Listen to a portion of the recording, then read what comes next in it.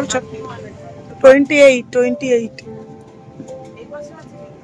আমি দেখেছি।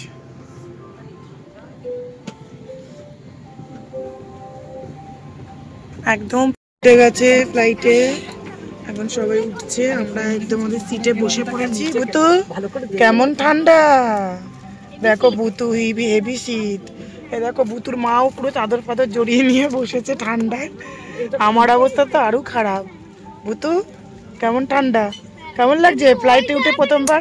বলো কেমন লাগছে? চালু হয়নি তো, এমনি উঠে কেমন লাগছে? ভালো। ওই দেখ মার এখনই ঘুম পেয়ে গেছে।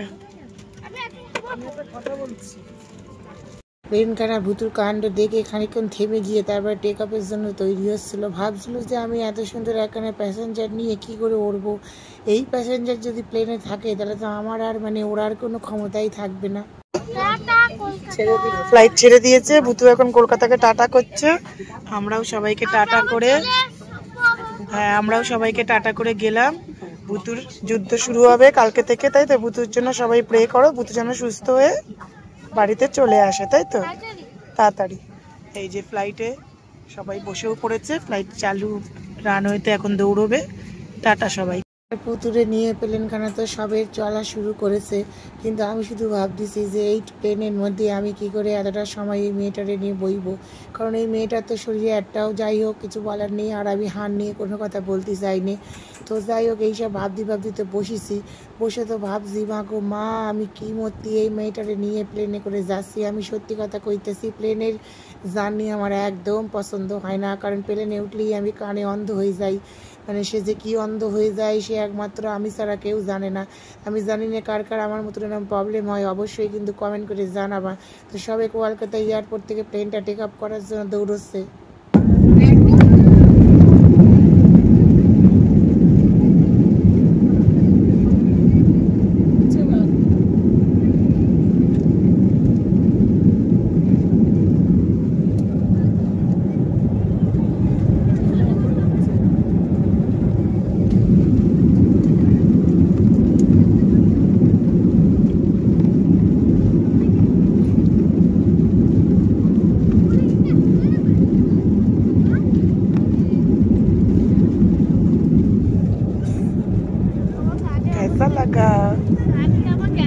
গানটা গেল, উঠে গেছে উঠে গেছে উঠে গেছে উঠে গেছে উঠে গেছে উঠে গেছে উঠে গেছে উঠে গেছে উঠে গেছে উঠে গেছে উঠে গেছে ভূতু উঠে গেছে। বাই বাই কলকাতা করে দাও। ভূতু উঠে গেছে, বাই বাই কলকাতা। বলতে একবারে উঠে গেছি, আর কলকাতাকে সত্যি সত্যি টাটা করে দেখতেই পাচ্ছ কত সুন্দর লাগতেছে নিচের পরিবেশটা। কিন্তু পরিবেশটা নিচে কি সুন্দর লেগে কি তা হবে। দেখো এখনই আমি বক্তৃতা দিতে গিয়ে একবারে তুতলি যাচ্ছি। তো যাই হোক, এই তুতলি যাওয়ার অনেক কারণ আছে, যেহেতু আমি কানে অন্ধ হয়ে গেছিলাম, সে যে কী যন্ত্রণা একমাত্র আমি ছাড়া কেউ জানে না। তো ক্লাউডের ভিতর দিয়ে যেতে যেতে ভুতুর অবস্থা কেন একটু দেখো কী অবস্থা। শেষ করবে না কি ঘুম পাচ্ছিল, কিন্তু ভূতু যেখানে ঘুম সেখানে হতেই পারে না, দুজন একসাথে কোনোদিনই থাকতে পারে না। তো যাই হোক, তারপর তো এদিক ওদিক চাইয়ে শুধু ভাবতেছি কখন আমি নামবো। আর এদিকে ভূতু তো খাবে খাবে করে আমার জীবনটা খাওয়া করে ধূলিসাৎ করে দিচ্ছে। এবার খাওয়া দাওয়া শুরু হয়ে গেছে, তাই তো? প্রথমে এই যে কেক খাওয়া হয়েছে, তারপর এখন ফুটি খাওয়া হচ্ছে, ফুটি না ফ্যানটা ফ্যানটা। আর কেমন লাগছে ভূতু? ক্লাউডটা নিচে, ক্লাউডের মধ্যে দিয়ে তো তুই যাচ্ছিস। ভূতুর সামনে আরেকটা বাচ্চা বসেছে, দেখো কি শান্ত।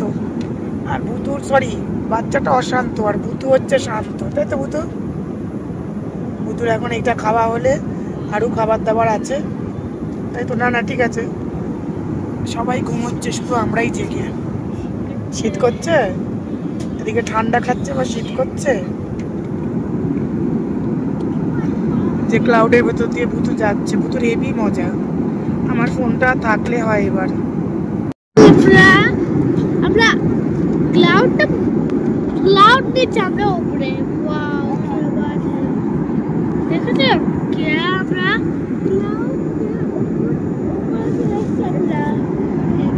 দেখেছো? নেক্সট হচ্ছে ম্যাগি খাওয়া, তাই তো? বেল খোলা। কেমন ম্যাগিটা? দারুণ। আচ্ছা, কিন্তু কথা বলতে পারছে না। ভালো। দেখো এবার ম্যাগি খাওয়া চলছে, মানে একের পর এক খাওয়া দাওয়া চলছে ভুতুর।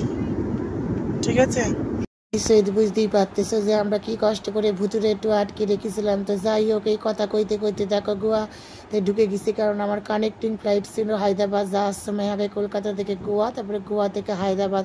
তো এই দেখতে পাচ্ছ ওপর থেকে গোয়া শহরটাকে কি সুন্দর লাগতেছে, আর দূরে সমুদ্র কারণ দেখতেছি, কিন্তু এখানে নাকি বেশি ভিডিও করা বারণ, যেহেতু এটা এয়ারপোর্ট এরিয়া। তবুও আমি টুক করে একটু ভিডিও করিয়ে লইছি, কিছু করার নেই। তো যা আমি যে কিতা করে এই মানুষটারে আটকে রেখিলাম, মানুষ না, এই যে মহান মানুষটিরে আটকে রেখেছিলাম, সে একমাত্র আমি ছাড়া আর কেউ জানে না পৃথিবীর যে আমাদের জীবনে কত কষ্ট। তো এই কইতে কইতে একবারে গোয়া এয়ারপোর্টে আমরা ল্যান্ড করে গেছি। আবার আমাকে এখন ওয়েট করার পরে আবার 1 ঘন্টার ফ্লাইটের জার্নি। আমি শুধু ভাবছি এটা কখন আমি ভুতুরে লইয়া একটুখানি মাটিতে পা রেখে চলতে ফিরতে পারবো। এটা যে এই বদ্ধ জায়গায় রাখা কত কষ্টে, সে একমাত্র যে রেখেছে সেই জানে। ভগবান, তুমি শুধু আমাদের দিকে মুখ তুলে চাও, তাড়াতাড়ি যেন আমরা একবারে ফ্লাইটের জার্নিটা শেষ করে নিচে নামতে পারি। আঙ্কেলকে পেয়ে গেছে, ফ্লাইট থেকে একটা আঙ্কেল আমাদের সাথেই কানেক্টিং ফ্লাইট আছে, যাবে। এয়ারপোর্টে ভেতরখানা কিন্তু যাই বলে খুব সুন্দর করে সাজানো গোছানো ছিল। বন্ধু পেয়ে গেছে। হ্যাঁ ভুতু, আঙ্কেলকে কোথা থেকে পেলি? পেয়েছে, যেন মনে হচ্ছে কতদিনের চেনা। আঙ্কেলকে পেয়ে গেছে, আঙ্কেলও যাবে কানেক্টিং ফ্লাইটে আমাদের সাথেই।